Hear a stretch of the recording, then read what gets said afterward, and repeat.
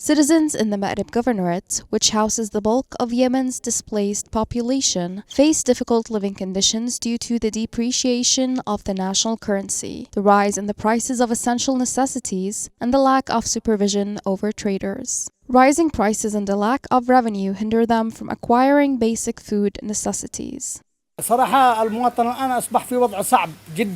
People are facing dire conditions. Right now, about 80 to 85% of the population live below the poverty line. The middle class has been eradicated, and to make matters worse, the issue doesn't seem to abate. Currency devaluations only seem to be getting worse as the exchange rate deteriorates. We have no way of knowing what is next in store for us.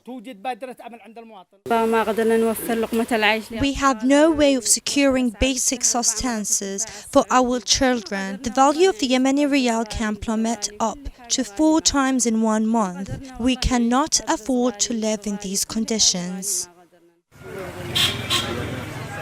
A humanitarian catastrophe is deepening by the day, and the Yemeni government has taken no real action to stem the depreciation of the national currency. This degradation threatens an impending famine and makes simple commodities impossible to obtain, especially for the war's most vulnerable populations.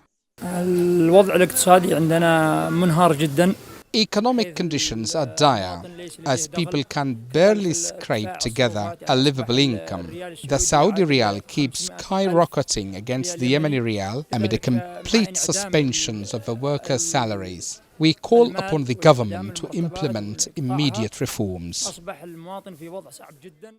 The country is experiencing an unparalleled economic collapse, with the US dollar exceeding 1,900 rials and the Saudi rial exceeding 500 rials, with basic consumer good prices rising significantly. This crisis is made more difficult by the disparity in prices between retailers and the lax oversight of merchants.